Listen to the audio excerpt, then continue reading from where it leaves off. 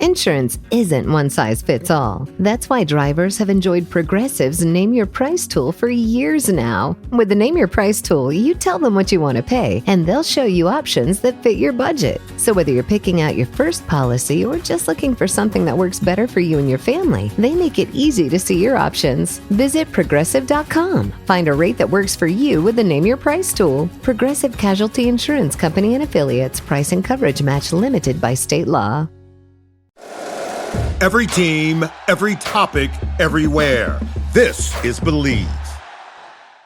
This is Sunbelt Commissioner Keith Gill, and I listen to the Funbelt Podcast. This is the Funbelt Podcast, part of the Believe Network. Folks, the Dusty Thibodeau of Warhawk Report, Jeremy Harper of Howl Razor, and Shane Metlin of the Daily News Record. I think it's potentially a very good week for the Sun Belts. But I'm just kind of going off on a random rant. It's just frustrating. It's the second half of the West, Jeremy. Yeah. It's the big one. It's the meteor episode. Four teams. Is that meteor as in like it's the death of us, or the meteor as in more substance? More substance, but not the death of us. Of course not. How could it be? You never know how you are in New Orleans, Jeremy. Absolutely. You're probably wanted in every parish in the state. Yeah, I got to sneak out here at the dead of night, so I'm not arrested and put on a chain gang. Coming up though, we have ULM. Yeah. All right. We have the Raging Cajuns. Yeah. Okay. South Alabama. Wow. Okay. And Southern Miss. Yeah. Okay. Those are teams that I think. A lot of them all have question marks. Only one of those teams with the starting quarterback already in place, and that's Lunch Winfield from the Cajuns. Not a bad choice. No. 1,500 yards last year in about three-quarters of a season of action. Yeah, and as we know, the quarterback position was a bit of a mess last year for the Cajuns before finally finding their guy in Lunch Winfield. So I imagine Coach Desimo will be thrilled to have a consistent presence behind center this year. No doubt. I think the team out of this bunch with the most question marks, though, Southern Miss. I think like 73, 74 new guys on that team. Everybody's a stranger. So Coach Anderson, new head coach Blake Anderson, got a lot of work to do to get that lineup ready for the season. Do you think there's a little bit of resentment from the student-athlete Mathis Haygood that came to Southern Miss from Marshall with Huff? Huff leaves, and he's like, bro, you didn't take me. And the kind of the same thing with Blake Anderson. Yeah, Huff, I know we're old friends. I'd love to join you and be your coordinator. And then he just leaves. First of all, I think Blake has always just liked being head coach. So when he got that opportunity, he probably sees that, finds that better. As far as going to Memphis, from what I understand, you come to Hattiesburg, it's hard to leave. So that's because there's only one road, and it was under construction. and there might be a hurricane coming. I don't know. On that note, let's get to it. All right.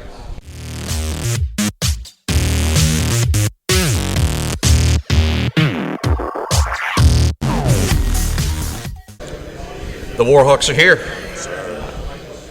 with my team, of course, Jeremy. Yeah, I know. Get to fanboy like you. You go and fanboy. I'm just going to sit here and listen to you rap. Much like I'm going to have to here shortly.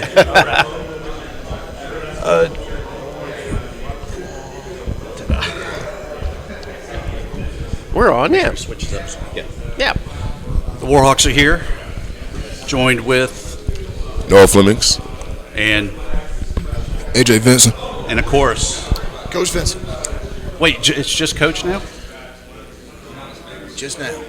Just the head coach, baby. So on that note, though, Coach, if you had to do all over again, this time last year where you were kind of thrown in the ringer, would you do it again to step up, do AD, president, and everything in between? You know what? I've had that question asked a lot, and the answer is yes. It really is. It was, I'm always going to be honest. It was obviously demanding. But you know what? To do special things, you've got to be willing to step up and do more. You know what I mean? And I think that, yes, I would do it again. I think you got to sometimes lose the battle to win the war in the end. And I think that was my heart is in Monroe. I believe in this town. I believe in this university. I'm here to rebuild this program every single day. And to get this program where it wanted to be, I needed to step up, and I needed to be that interim AD and the head coach and the offensive coordinator. But you know what? Tough times don't last. And if you're willing to fight through them and to do it for the greater good of the university and the athletic department, a ton of good came out of it. The relationships, the alignment, the structure, the bonds within all the sports, whether it was Molly with softball, Ford with baseball, Scotty with girls basketball, so we support each other and the relationship, and I think it's spread throughout campus. I think now we have a campus that is connected. We have all of our athletes support each other, and I think that was a major part of what we were able to accomplish and just set the vision on who we are as an athletic program and what we're about. AJ, the leader of the offense there, he's back, of Aiden Armenta. He'll be right behind you there running the offense.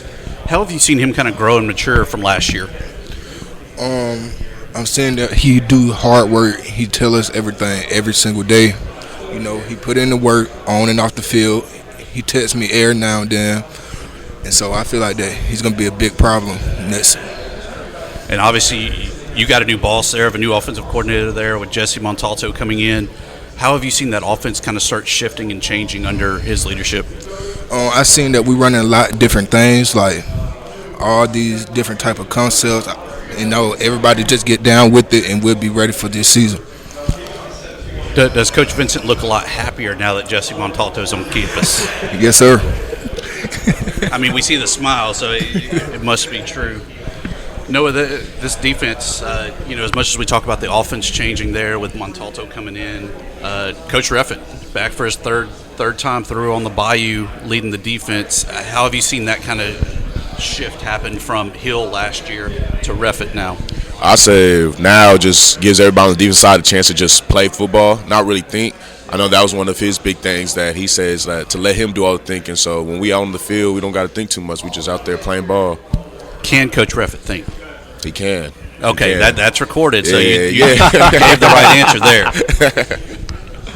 Coach Vincent, we got a member in the Sun Belt, Louisiana Tech, somebody that's well familiar to everybody in the state of Louisiana.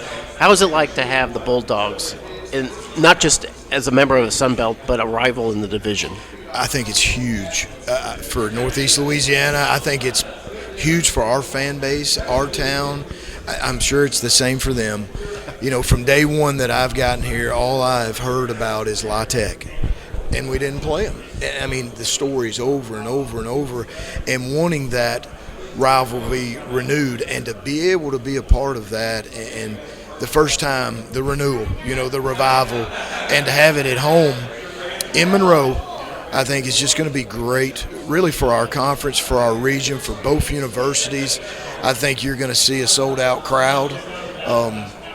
It's just going to bring a lot of energy and passion back from those days that it meant so much to, from the alumni, the former players, and really just the fan base. So we're excited that they're in. Yeah, so speaking of kind of rivalries, you get UAB at Monroe this year. Do you still have that same fire to beat UAB? I think there's a lot of fire to beat everybody on our schedule. I know that's coach speak. Sure. But anytime you've spent, 6-7 years at a place that had never won a bowl game, had only been to one bowl game, and everything was down and out, and then to take them to 3 West Straight championships, to 2 conference championships. I think it was 6-7 straight bowls, to the first bowl win in school history. We made history there. We built that program to one of the top 5 G5s in the country. So obviously the relationships, the memories, all the things that you went through, it's a little bit different than, a team that you haven't, like a Southeast Louisiana, that is a big school in our state, but you've never played them. I've never spent time there. So each game is a little bit different in each one. But to go back to Birmingham, last time I was on that field, I was the head coach in 22, and we beat North Texas, who won the Western Division. We beat North Texas, on senior night in a heck of a game. So there's a lot of memories there. But at the end of the day, that ball is going to be kicked, and it's going to be our team versus their team, and let the best team win. And it'll be an exciting time. No, we know Aiden Armenta likely entering the season as the starting quarterback, but you got the freak, Austin Carlisle, right behind him. When you're running drills, is it a fair fight? Do you get to catch him, or are we just going to put flags on him and it's like, a two-hand touch or grab the flag? So it's probably going to be two-hand touch if you can even touch him. I mean, every workout we do, every drill, he running full speed, he's fast, like real speed too. And AJ, when you have a speedster like that, does that kind of change how you block it all or how you play the game, or is it still just the same thing of take out the guy in front of you? Most definitely take out the guy in front of me every single day. And with that, the Warhawks really haven't thrown the ball too much in the past. Might see the offense open up a little bit. Would you rather run block or pass block? In my opinion, it don't really matter to me as long as I get the job done. Usually we hear, we want to do the run. Usually we hear, we want the run because that guy is, I'm going to be laying on top of him, patting him on the head.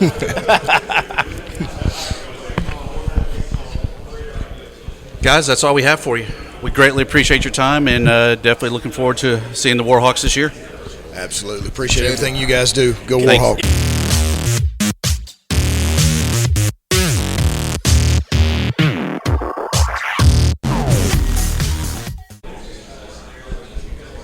Southern Miss Golden Eagles.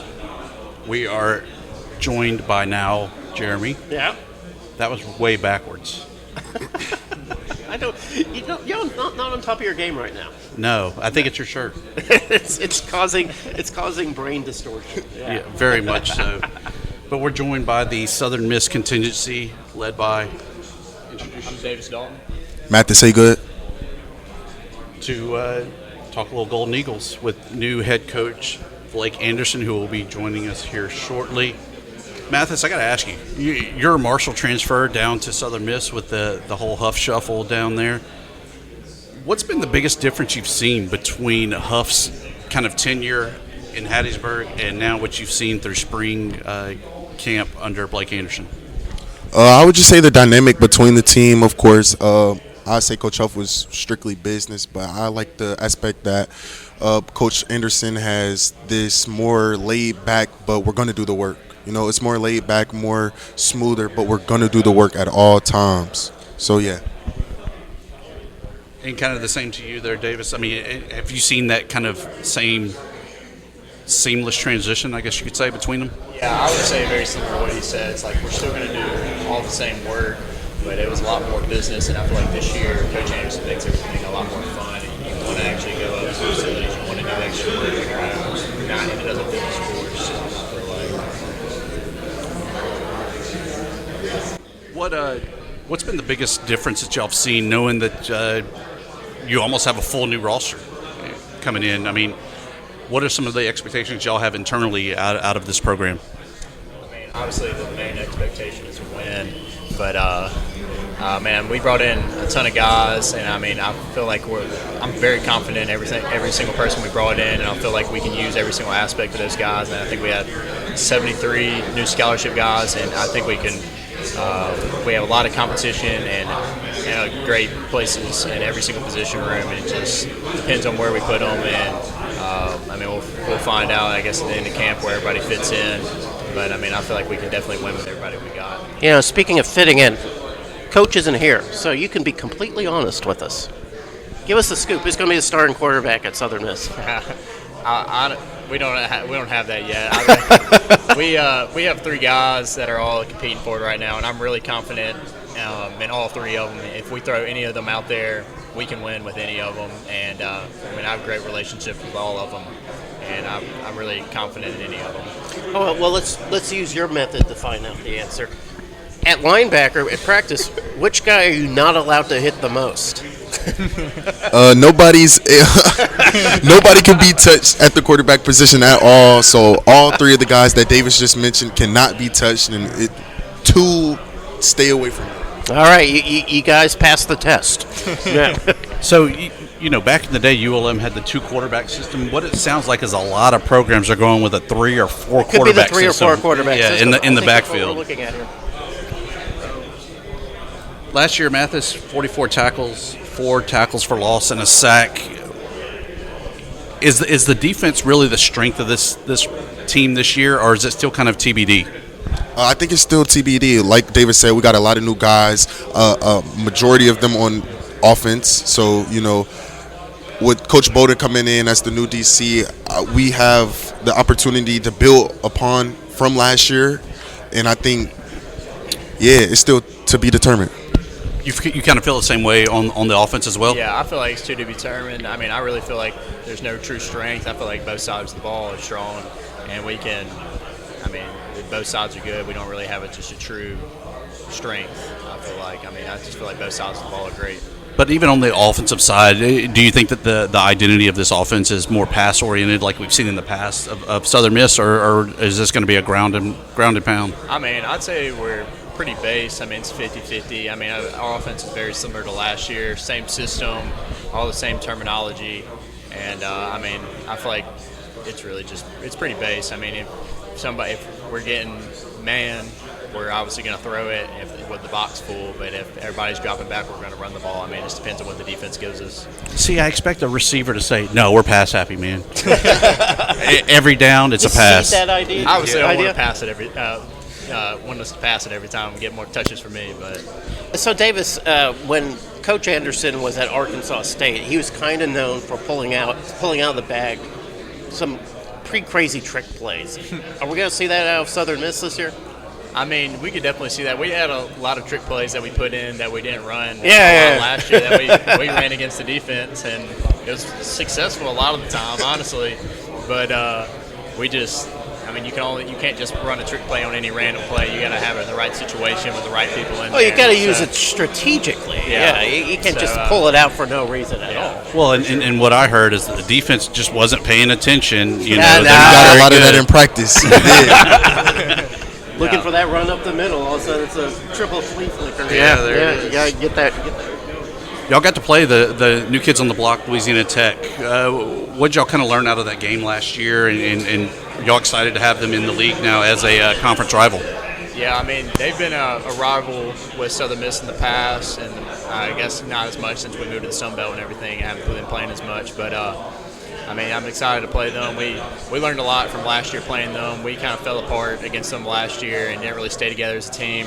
And I feel like that was the main reason we went on a 5-game win streak last year after we played them, because everybody kind of bought in after that game and realized we could be a lot better.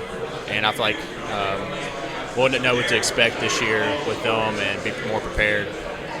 Yeah, you guys did kind of start slow last year. They came out hot. Boat race this almost. Yeah, and then you did come in hot. What do you think is going to be different about this year as opposed to last year's slow start? Well, with the new team, I think this year guys are going to be able to realize no opponent can be taken lightly. Even though they're new to the conference, they're still a contender at all times. Sure. So I think just keeping that in mind will help us. Yeah, the West looks like it's going to be another sort of egg fight out there. Just everybody trying to get position. Southern Miss has just as good a chance as anybody else. Yes, sir. Coach Blake Anderson joins us, now the new head coach at Southern Miss, but it's kind of weird to call him a new head coach. It says on my sheet here, Blake Anderson, head coach, first season. But you've been a long-time head coach in the Sun Belt. How does it feel to be back in the Sun Belt? Oh, it's good. I love the league. Enjoyed my time here before. It's changed in good ways. It's stronger than it's ever been. I mean, it's just a much tougher win at this point. There were some Saturdays before that you felt like you could out-athlete people and your roster would get you through. That is not the case anymore. Like there's not a layup. You got to be ready to play every week. And so really proud of what our league did this year and how well JMU represented us in the playoffs. I thought across the board you could see strength. Every Saturday is a scramble. Yeah. I'm excited to be back at Southern Miss and in the Sun Belt. Look forward to the challenge. It's a big challenge for us. So when you took the OC gig for Southern Miss, I guess it was last year? Yeah. Did you expect that you would be the head coach? I really next did. year? I really did. And honestly, made the decision to go back and call plays for Coach Huff really at face value. Like, all right, this is the job. This is what it's going to be. And I was happy to do it. Loved my time there before. Spent 4 years in Hattiesburg and had a blast. We won a championship, me and Larry and our staff in 2011. And I don't know, I just felt like I wanted to be coaching. I felt like another opportunity would present itself at some point, but wasn't concerned about when. Just I like coaching ball. I like calling ball plays. I love being out on the grass and the turf. So if when I took it, it's like this is what it's going to be, and let's go make the best of it. Had no way to know that it was going to be a transition that quickly. I knew Huff was doing well. I knew he would do well. No way to know it would be that quick of a turnaround. So just blessed for the opportunity when it hit. Now, you guys have a game with Memphis coming up anytime in the near future? We do actually next year. Oh, okay. So then they'll non-conference next year. Yeah. How's that handshake going to be? Is it going to be? Oh, it's awesome, man. Look, Huff and I love my time with him. He did a great job, and he treated me really well. He'll be a friend for life. Now, when we play him on Saturday, I want to beat him as bad as I possibly can. Yeah. But I got a lot of minefields between now and next fall. You're probably not even thinking about that. Not at all. Not at all. So I was talking to Davis a little bit. Yeah. I told him that when you were at Arkansas State, you were known to pull out a trick play or two. Absolutely.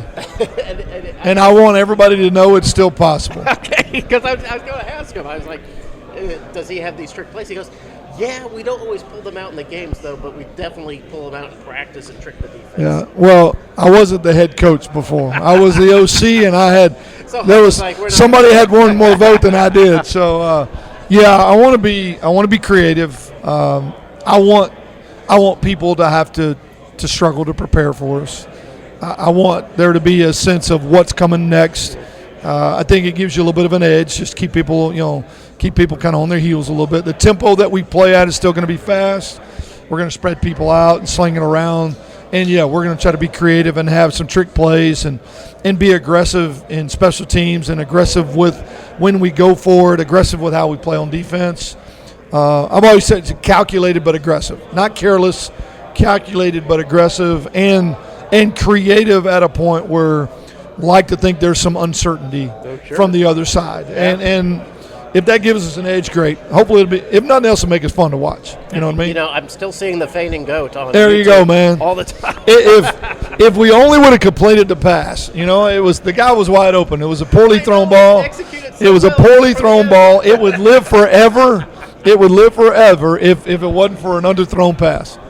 So last year, Southern Miss did start kind of slow, and there was like what's going on with Southern Miss, and then ended the year just on a very hot streak. Yeah. How do you prevent? Actually, just the opposite. What? We lost our last four. We won. Okay. Yeah, we were 7-1 at one point. You're good. It's good. It's fine. I get it. It's get it.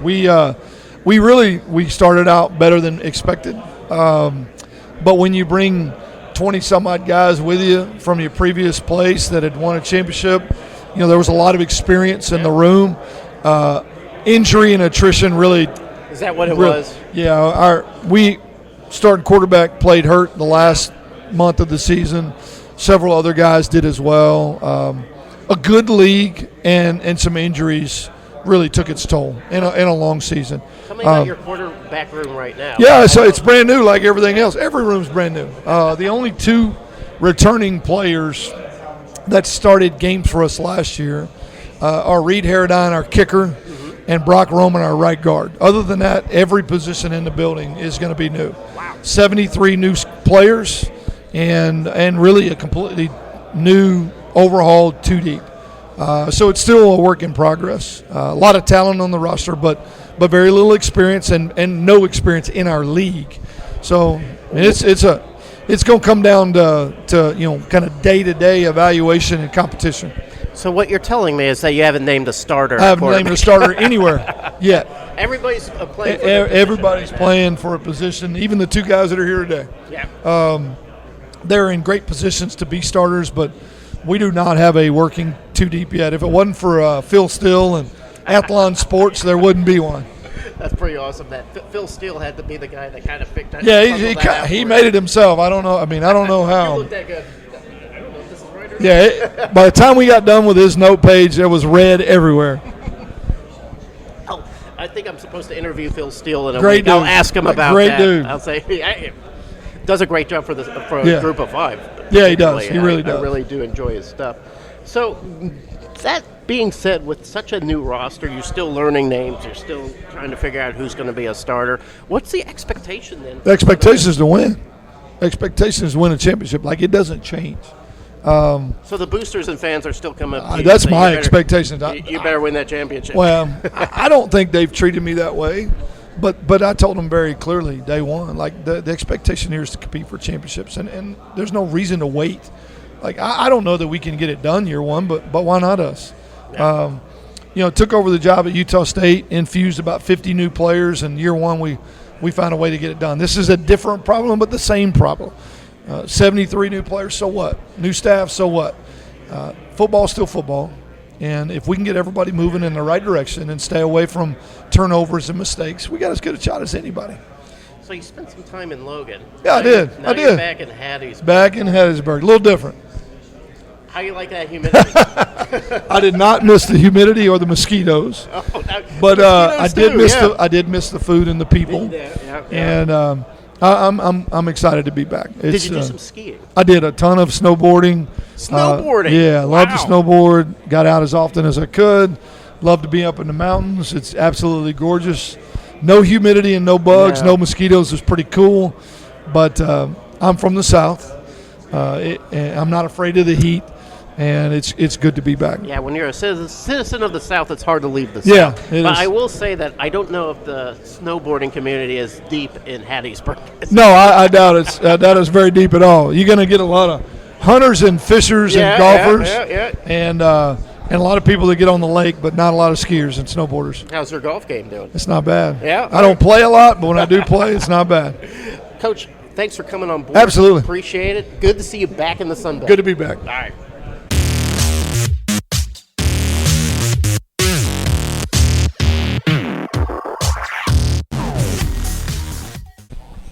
The Raging Cajuns and Sunbelt legend Michael Desimo. You will never downplay that from me, Coach, because I remember Mike Desimo, the quarterback, and that's forever how you will be in my mind. Well, it's good to know someone remembers you. Speaking of which, the new guy at Coastal Carolina, Coach Beard, second former All-Sunbelt player to now be at the coaching leagues, joining yourself. So I don't remember the schedule. If y'all play Coastal, you got to give them a little rouse, be like, I was the original. Well, we do play him in week 11, so yeah, we do play him this year. Yeah, he looks a lot younger than me. I don't know if he is or not, but hopefully this job wears him down like it did to me. Put some gray hairs on you. He looks young. Yeah, he makes us all look bad. He does. I mean, yeah. Coach, we know the coach speak coming into your 5th year is going to be, hey, we're focused on Lamar to open the season, but knowing that game really sets you up, week 2, that long trip out west to play USC, how do you kind of prepare your team for that big trip and then, transition right back into the mix of things without a bye or anything like that?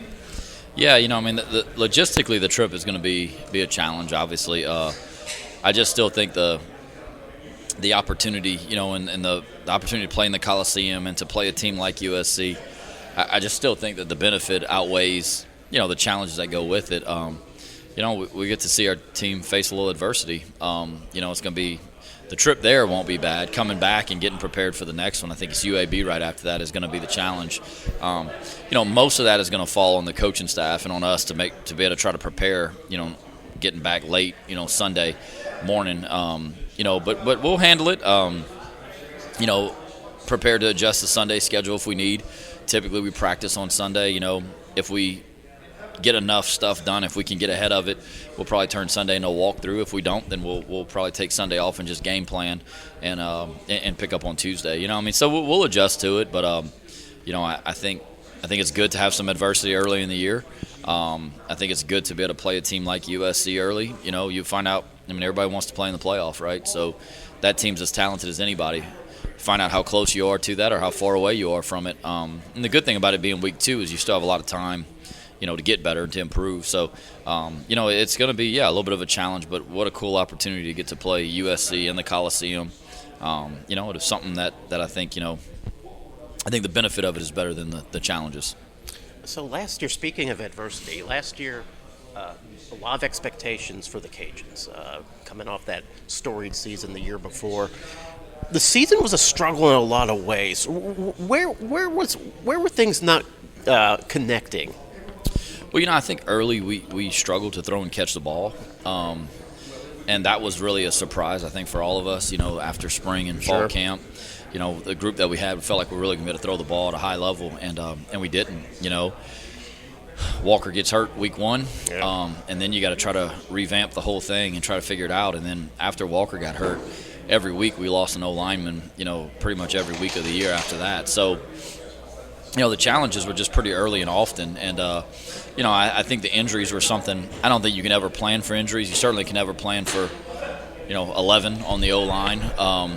But it's part of what it is. What I was proud of is the way our team finished. You got to learn from last year. We got to start faster than we did. Because some of those early ones, that was our own fault. There's nowhere to place any blame other than we didn't perform very well. So the urgency that we had in the back half of the year, though, was impressive. To see the way those guys continue to work, the belief that they had in each other, to be able to make a push to get to an 8 straight bowl game was something that I'm really proud of. We got to hit the ground running with that, though, this year. And that's kind of been the thing the whole year is, like, it's not a passive thing in the offseason. It's got to be active, and you got to be chasing something, and you got to be relentless in the pursuit of that. So, you try to take the good things that you did last year, and, man, as an offense, those guys found a way to, our staff found a way to put together, piecemeal an offense and put together a really impressive run at the end of the year. Defense kept us in the games and played really tough. You got to bottle that up. And you got to get off to a faster start to do what we want to do. Well, you talk about a fast start. How important, or how much of a relief is it to have Lunch Winfield back, have that quarterback position sort of secure, and then you can look at something else? Yeah, well, for the first time in 5 years, we come into media days with our starter in place, and that's we've gotten so used to having a quarterback battle year after year. It's really nice.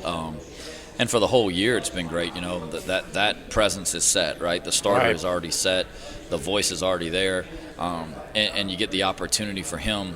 When you're – by nature of playing quarterback, you always have to be a leader, and you have to have those qualities, and he does, always has. But there's still a little bit of a blurred line when you're in a competition or you're a backup with, how far do I go? Do I say this? Do I do that? Should I not do this? Well, now there's no blur. It's black and white. You do what you need to do. You say what you need to say, and everybody respects that because you're the guy for us. And there's no question after what he did last year, the spark that he provided for our team. We were on life support. We were 2-6, and there wasn't a whole lot of good being said about it, about what was going to happen. There wasn't a lot of belief. It was kind of like, hey, we got to try to get it for next year. But we felt like there was something to fight for, and he was a big part of that. And that's something he's earned that and deserves that, and he's done a really good job of handling being the guy throughout the course of the offseason. You bring 2 offensive players here to Sunbelt Media Days. Is that a sign that maybe that's the strength of this upcoming season, or just the more boisterous leadership that you have in your locker room? Yeah, it's not really about what side is better than the other. I think bringing Lunch was an easy decision, right, as your returning quarterback. And, truthfully, I think George, as a 6-year senior, guy that started his career here, stayed here, has been a steady presence for us, has been a good player, has been a great leader.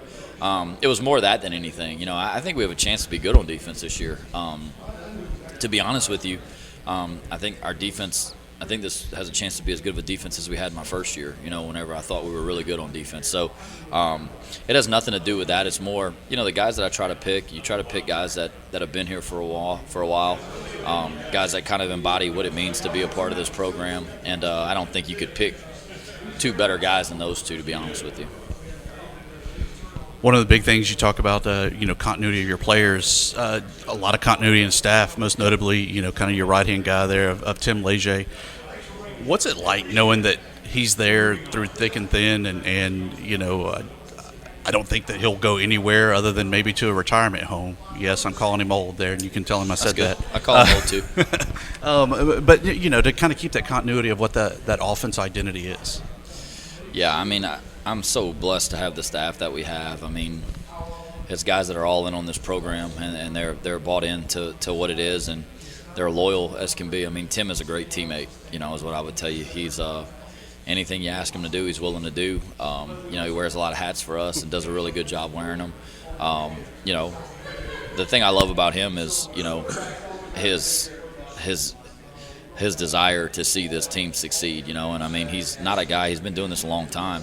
He's not complacent, challenge him in his receiver room like, hey, look, we got some young guys in there. You got to grow them up. You got to get them ready to go. And I mean, he has taken that and freaking run with it, man. And this all season's been really good to see the constant progress in that room. So it's the staff I'm very thankful for.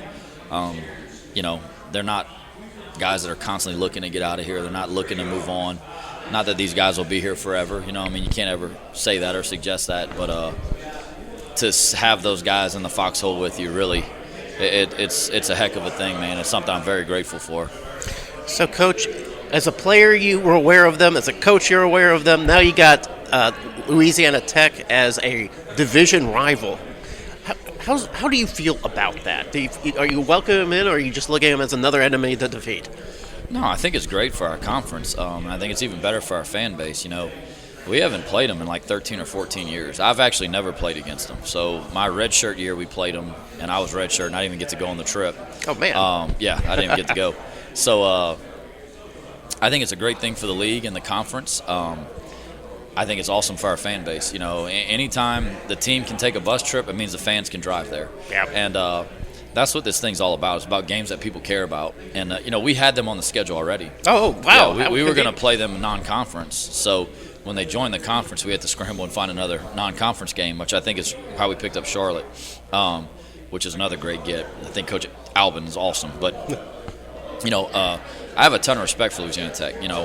The history and tradition of that program, but more recently what Coach Cumbie's done. He's found their niche there, man, and they've gotten better every year he's been there. We got to see him play some Sun Belt teams last year, played really well against them. They play a good brand of football, and I think it's a great thing for our league and for our conference, but I know it's a great thing for our state. I'd been talking to Dr. Maggard about this for a while, and him and the AD had been talking about trying to find a way to get home and homes.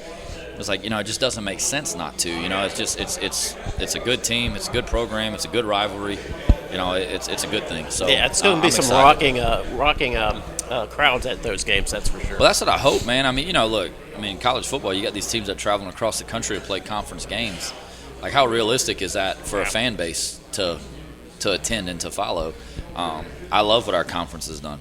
We've regionalized it as much as you possibly can, and we've continued to do that. And to me, it made perfect sense. When Texas State left, to take them in, I think they're going to be a great member. Yeah. What's funny is that you're not really interested in the Oregon-Rutgers rivalry, that time-honored tradition of. It's weird to me. You know what I mean? It really weird. And look, it's not a knock on either. I mean, obviously, it's two great programs, right? Yeah. Coach Shiano is unbelievable. What Coach Lanning has done at Oregon is top notch. It's just doesn't feel. No. You know what I mean? Like when you say Oregon's in the Big Ten, it feels a little bit different. But for us, I appreciate what our conference has done, in that we've we haven't gone the more popular path, what everybody's doing. And we've gone for regional, and we've gone for games that matter to the fan bases, and that's what makes college football what it is. It's the fan bases, right? It's the games they're excited about. It's them supporting their team. When you hear the fans say "we," that's awesome. Like that's they're in it. So to me, I think it's awesome. I think it's a good thing, and I think they're excited to be in the league too. Last year, Sun Belt front and center in the CFP with James Madison. Is that kind of a talking point to your team of, look, this is one of our conference mates. If they did it, we can do it. Anybody can do it. Well, we've been talking about it since it became a thing, and we tell them, there's a seat at the table. Now, you got to be different to be able to make it, and you've got to, you got to do something special. But the reality is, we played them last year.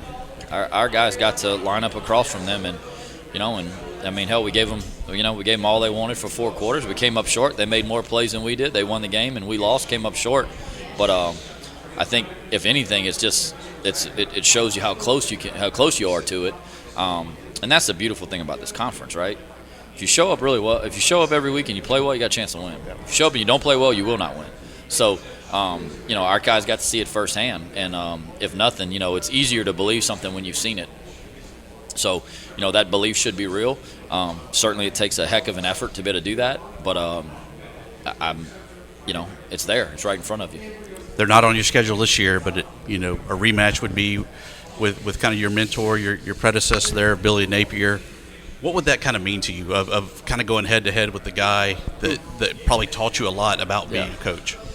Well, the first thing, I mean, to me, I owe everything to him, and not just this opportunity that I have in this job, but the things that I've learned from him and watching him work and the way he does things. There's no one I respect in college football more than him. The way that he does it, he's shown me that you can be a good person, you can do things the right way, you can treat people the right way and still have a lot of success. First thing I texted him when he got the job was, "See you in December."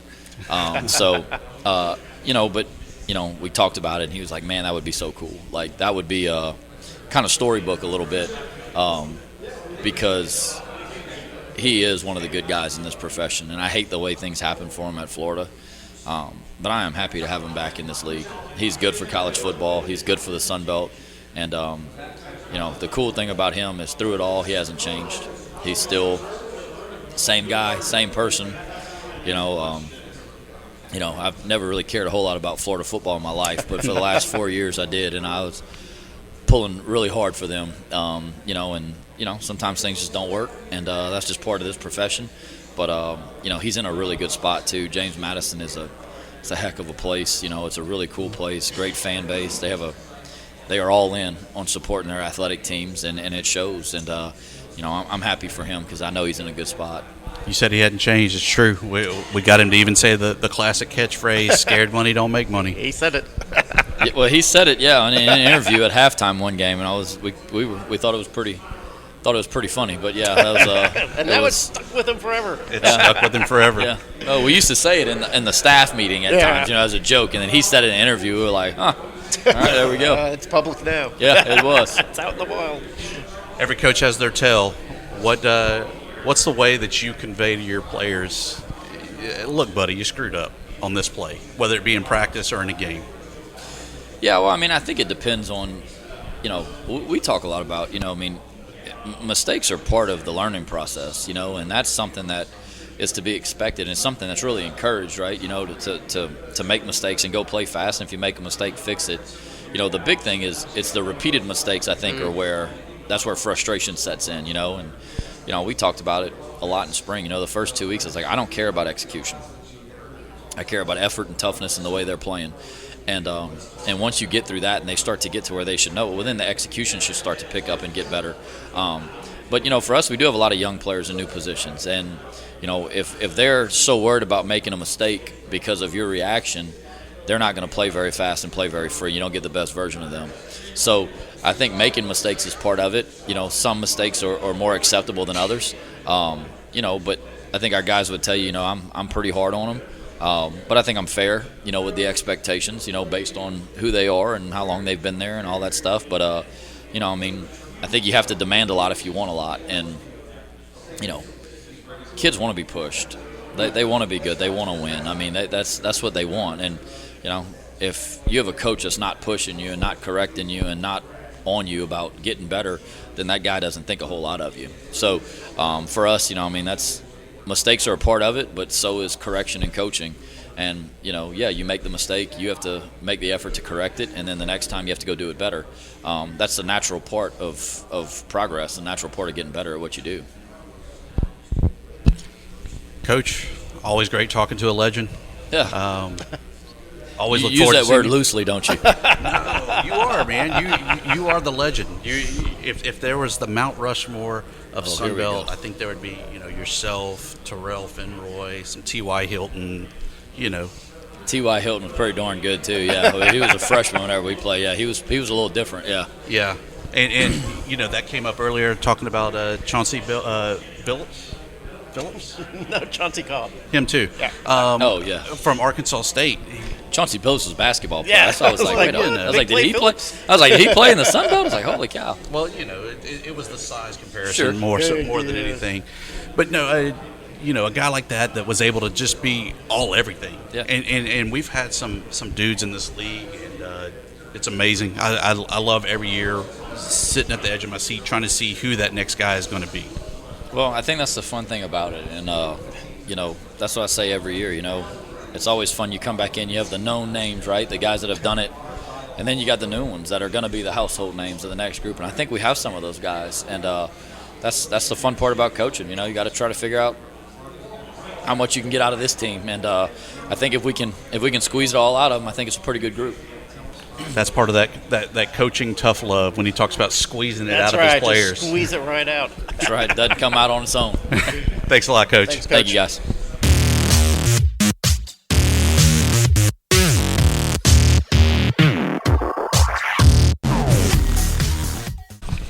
The leader of the Jaguars. Yes, Coach sir. Major Applewhite joins us. Third season. Yes. Leading South Alabama. What's been the big things you've learned in your tenure as a head coach? Here it's been the ever-changing landscape, right? There is no such thing. It's all NIL. All right, you got to beg all your donors to give you money. Oh, wait, hold on a second. We're going to start taking money from the tickets and the shakers and the programs, and now y'all don't have to give us as much money. That's nice. But yeah, we still need money. They can only transfer one time. No, wait, hold up. They can do it as much as they want. All right, we're only going to do it in January. No psych. We're going to do it in May again. It's finger and dams. There's nothing that's been done twice consecutively, 2 years in a row, to where you can really develop a rhythm. So you're constantly learning a bend in the knee, a flexible, adjustable. The thing that I've tried to get more and more, that's the right word, tried to get better about is it's inevitable, and you try not to take it personal when kids want to leave the program because of the financial stuff, or playing time, but hell, I get attached to them, and I get attached to them, and I like them, and I want to help them, and they've helped our team, and so I've gotten a lot better about that in this last year in terms of when people want to go. And the other way I've also gotten better on it is if you're sitting around Mobile wondering whether you should go or whether you should stay, I will make that decision for you now. I do not like people that are halfway in. I wanted an I do for my wife, not to let me think about it, or, and so that's something that I feel like I've gotten better with in terms of finding who I want to be here, and being patient when I know they've got real opportunities, and then also maybe not being as patient when it's time to just move someone on because they just can't be happy here. Yeah, you're talking a little bit about off the field stuff. Also on the podium, you talked a little bit about rule changes and NIL, and you indicate you just weren't interested in that. You've always seemed like, to me, a guy who'd much rather be on the football field with the whistle, with the clipboard, getting people ready. Is it that? Do I have that right? Is the sort of the bureaucracy of coaching the thing that you would rather not be doing, and you'd rather be out there coaching? Well, the way I look at it is like for the longest time we've been nothing but coaches and mentors and schematics and this, that, and the other. And now all of a sudden we have everybody asking us, well, what do you think we should do? And I'm like, well, shit. Save us! I wish I would have screwed it up the first time. But now that y'all have screwed it up because y'all want more money from TVs and you want more students at your universities and the conferences want to be better than the other conference, and y'all have operated underneath that guise for so long, and now y'all have realized y'all have screwed it up. Now you're asking for coaches, what would y'all do to save it? Well, I wouldn't operate with my pocketbook as the main objective. I understand we need to make money in this country. I understand what a capitalist society is. I get it. But you can squeeze so much, blood from the turnips, to where you don't have anything left. And if you continue to be greedy, you're going to ruin it. And I don't care if that's football or whatever it is. You're going to ruin a lot of things just constantly trying to squeeze money out of things. I mean, hell, it's hard to get a damn Sunday at McDonald's now. You used to be able to walk in there and get good service, and the Sunday machine was working, but they've automated it, squeezed it every which way, and now you can't go in there and it's and you pay more than $1 for it too. That's crazy, right? And so it's really interesting all the different areas where this is happening, but that's the frustrating part is as a former player in college football, you saw I don't want to say the lie because people get super defensive, but you saw the hypocrisy of what a student athlete is. Bullcorn. These are marketing athletes. That's what they are. I don't know. How many SEC school commercials did y'all see this summer? Too many to count. Did y'all see any of them? I didn't see any of them. I see them all on Saturdays. Yeah. I see them all on Saturdays when they get the 5 kids from all different races and they walk them across the lawn with their books in their hand, right after they just scored that 80-yard touchdown pass. So we've done a great job of using these young men in basketball and football to market our universities, and our enrollments have grown from 24,000 to 45,000, and especially in the southeastern part of the country, we've regulated our own rules in certain conferences and said that we play clean football. Well, you can make your own laws. You can decide how many speeding tickets you have in your county, and you can decide how many speeding tickets you're not going to have in your county. And so when it gets like that, and it gets very siloed in terms of where the national championships are happening, people get pissed off. People feel like they're not being let into the game. So they start saying, well, this part of the country or this part of the world is paying players. We should all be able to do it. But you go about it a half-witted way of doing it in terms of paying them, and then now we don't have a real method. There is a league that has a real method. It has trade deadlines. It has a salary cap. I'm familiar with that league. It's one of the most well-known leagues in our world, and we could learn a few things from them. But it's all about dollars and cents. It's still, in my opinion, and it's easy to have opinions when you don't have facts. But in my opinion, we're still not trying to give the actors the money that they deserve for being in the movie. Sure. The conferences are still getting it. The ADs, absolutely. The universities, the TV rights, all of that money is still going there, and it's still not getting filtered all the way down. I mean, sure, Arch Manning's going to make his dollar, okay, but what about the backup right guard that had to come in and play the last 4 games at Texas? There's just all those things. Yeah. We've really let the toothpaste out of the tube, and really since about the mid '80s when we started getting a lot of games on TV and a lot of ESPN games and Saturday night games and Saturday afternoon and Saturday night games, and even started introducing the midweek games, we've started making money hand over fist in college football. And we've continued to call kids student athletes. We actually ripped them out of the athletic dorms and told them you need to get over there with regular students. And this dorm is 51% regular students, 49% athletes. And then now we find ourselves in 2026 buying $4 million homes and Lamborghinis for players. Sure. So there probably was something different back in '86 or '87 in terms of offering a little bit more money each year on the scholarship checks.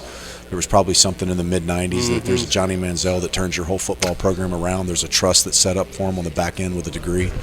But that's what happens in greed is you keep living that, and then all of a sudden one day it hits you in the face, and you've got a lot of going back on things and trying to fix things. So. We've come a long way from having to worry about cream cheese and whether or not you can have it for bagels for student athletes. Yeah, and then Dusty, that's what I said. I remember in 1999 sitting at Outback Steakhouse with my now wife, telling a young man and his wife that me and my girlfriend at that time were going to have to turn down this free order of Kookaburra wings and Alice Springs chicken because I wanted to be eligible next year. And now if you're the quarterback at the University of Texas, you better have $1 million home in Rollingwood. You better have an Aston Martin as your car, and you better have an NIL deal worth 1.5. And hell, I remember they tried to knock out Eric Crouch, a Heisman Trophy winner, for getting a Subway sandwich at a media day. And so that tells you right there, we never really had any rules. It was this quasi pseudo amateurism label that we put on college football, but it was always pay for play. It was quote unquote a scholarship. Well, one person that you can count on though this year has been Bishop Davenport. He didn't leave. He stayed here. How nice is to have that quarterback position already ready to go, and you can focus on other things. Experience in this league is worth its weight in gold. And because if you do have experience and you do produce at a level that's satisfactory, the bigger leagues are going to come pay for you. Yeah. It's just once you've kind of timed your clock out into year 5 as a quarterback in the Sun Belt, it's hard for them to come get you unless they want to get you in some type of backup role. Is Bishop in year 5 now? Yeah. God, it feels like he just got So got there. It's worth its weight in gold if you have guys experienced anywhere. Because if you meet the specs, if you are the height, the weight, and the speed for a position, and you do have snap value, meaning you've repped in games, and you've had performance value, meaning you repped in games and you perform well, they have so much money at the Power 4 level that, I've had some kids that we're paying around $40,000-$50,000 as a starter for a year, which is what my mom made as a first grade school teacher. Yeah. And so we've got some guys that we've paid that as a starter, and then they come in and they say, Coach, this school wants to offer me $300,000. And I'm like, golly, man, that's going to be hard to turn down. Like, are you starting? No, sir. Yeah. But how can you turn down that You're money? not? Yeah. No. Well, you don't want to stay here and start? I mean, I do, Coach, but they're going to give me an opportunity to go for it over there, knowing full well he's not going to be the starter. But the disparity in money, I mean, how do you leave $200,000 on the table? You can't. Knowing that all your buddies who are going to school and paying for it have student loans and all these things, and you get a chance to get out of your college career with a scholarship that was paid for, and $200,000, albeit with taxes, $150,000, $130,000 that you can walk out into the real world with at 24. Yeah. I mean, we would have all loved that. I don't think you're dealing with I don't mind things. sitting the bench for that. He shattered my dreams though when he said taxes. I was like, "What? I got to pay taxes." Well, you got to pay taxes. But Coach, on your team, you're 2 years removed from a bowl game. Last year, 4-8. I know not where you wanted to be, 3-5 in Sun Belt. What's the difference for this team to kind of get those 2 extra games back and be eligible for the postseason? I think that we as a staff have to do a better job this year. Of course, we lost 6 guys that were starters in the portal in May. That's going to hurt. You're going to win some of those ball games when you have some of that experience coming back, which we were just talking about. But we didn't. And we could have lost some of those starters in the middle of the second quarter, and those guys that were playing for us last year could have had to step in. So we've got to do a better job in some of those crunch time situations, whether it's Tulane by 2 or Arkansas State with a last-second field goal or being down 7 on the goal line and having a chance to tie the game against Lafayette or being in overtime against Troy. We've got to do a better job of getting our guys ready to play in those situations and be able to play that kind of ball, to championship-type ball, to close those games out. That's really what it boils down to. There's going to be something in every one of those games.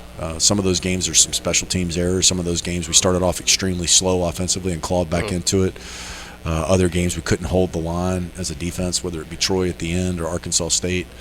So there's some different things in all those. But I think the one thing that just hit us right in the teeth was losing 6 starters 90 days before the season started. Yeah. And I don't want to act like that's the main reason and try to absolve myself from it. That's not it. But to not mention that is stupid. It's almost like having 6 injuries that come up. Yeah, where are we out of? I cover ULM. I mean, so, if you go take the best 6 players out of Neville High School right now and say, hey, you're not here. Yeah. And then you go over and take the best 6 out of West Monroe and say, you're not here. Those guys aren't going to the Dome. Yeah. I don't care if it's them. We go further down 20 and tell Dax Prescott, you're not playing. C.D. Lamb, you're not playing. Those guys aren't going to the playoffs. So that spring portal window was a real booger for us in terms of taking our starting quarterback, starting right tackle, both starting corners, a starting outside linebacker, and a starting defensive lineman. Right, yeah. So 4 on defense and 1 on the offensive line, 1 on your quarterback. But to answer that question specifically and wrap it up is we've got to be more explosive on offense earlier in the games. It was admirable the way the guys fought back and made a game, but we've got to be able to establish more first half consistency. Defensively, we've got to take the ball off of people more, or we've got to finish out how to close a game, whether it be Troy or close a game at Arkansas State.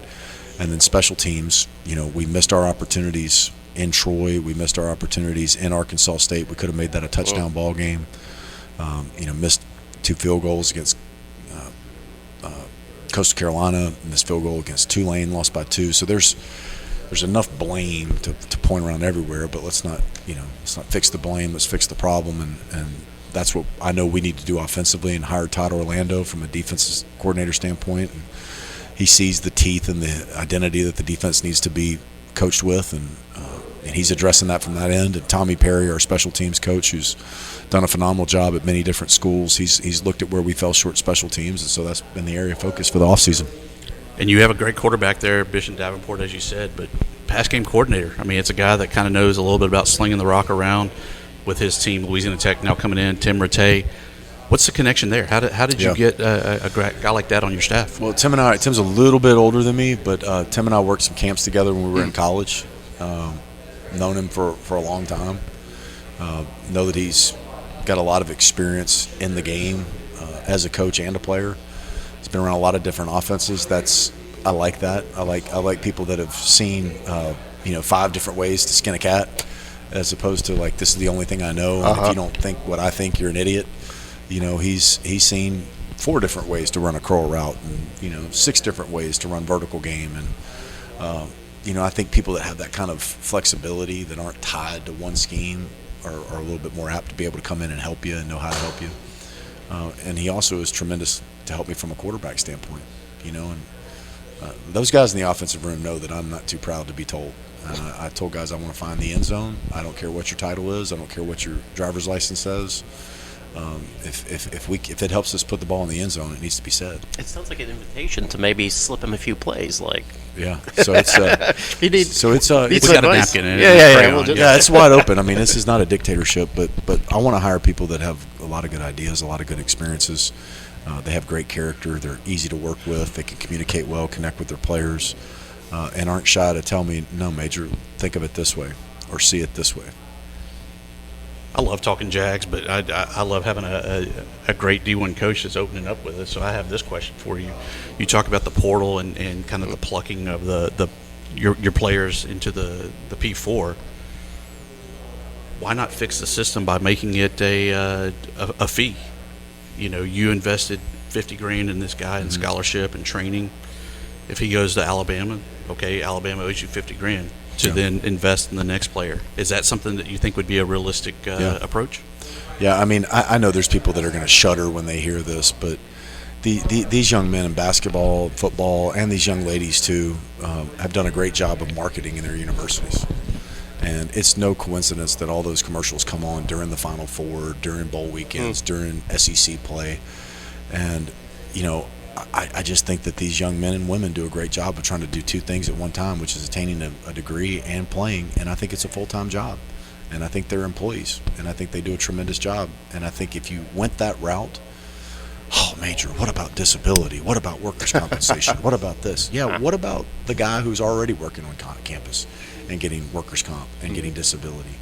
I mean, at least these people are filling up 30,000-seat arenas and 100,000-seat arenas and entertaining people and driving the enrollment at these universities.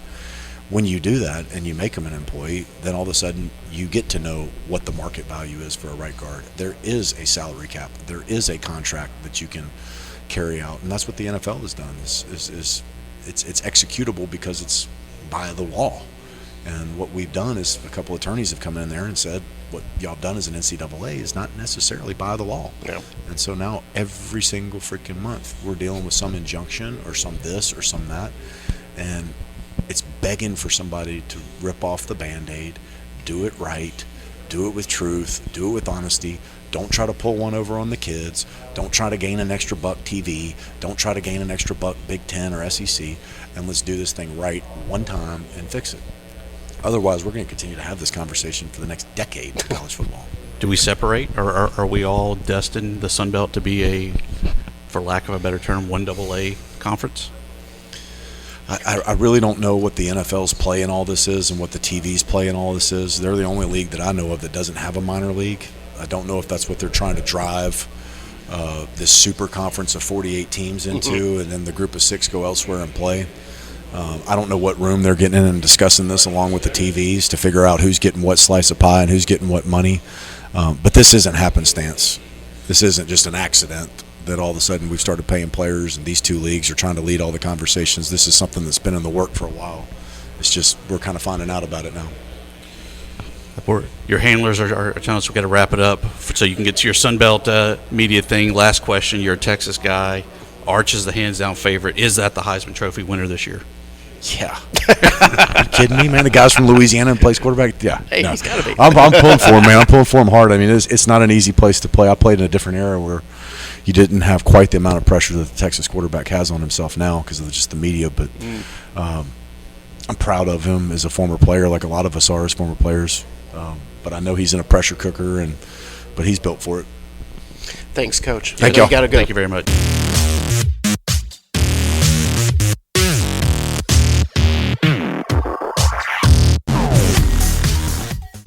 We made it. We're done. 2 days. We're finished. 2 days, 5 episodes. Good God. What stood out to you the most? It's kind of like last year. The Sun Belt East is just going to be a meat grinder. Sunbelt West is going to be a shootout. It seems like everybody's kind of ready for those two scenarios to play out. I thought all the student athletes that came were extremely well prepared and knew what, kind of understood the assignment, represent their schools well. Sometimes we get guys in here that are a little shy, maybe they're not used to the limelight. All these guys seem to have, a talent for getting in front of the microphone and expressing their views on the team, on the school. So it was good. I enjoyed all that. Something that was pointed out to me about that kind of the shyness and timidness. You have a kid that's somewhere between 18 and 23, 24 years old that's sitting down in front of somebody they've probably never seen before, but knows everything about them. That would be bizarre. I don't think you and I have ever been in that situation. All the time, actually. Well, when we talk to our wives, that or for you, Jeremy, when you're down, yes, detective, I'm sorry. Yeah, the police usually know more about me than I know about me. What did I do last night? Oh, wow. That was messed up. But yeah, it was a great, 2 days. It's got me fired up for the season. I'm ready for the season. I'm ready more so for about week 5 when Sunbelt action actually kicks off and we kind of get to see those head-to-head, because it's great now that we can kind of see what everybody has to offer. But until you're in the trenches, you're going at it week in, week out, it's kind of hard to say, here's exactly what's going to happen this season. Yeah, it's almost worthless to try to be a prognosticator of the Sun Belt, because the Sun Belt is going to embrace entropy. You don't know what's going to happen. JMU and Troy picked to finish the season as the division winners. Who knows if that plays out at all? No doubt. But on that note, Jeremy, it's a wrap from New Orleans. Let's go jump on the streetcar and go see what kind of trouble we can get into. I'm jumping in the Subaru. Let's go.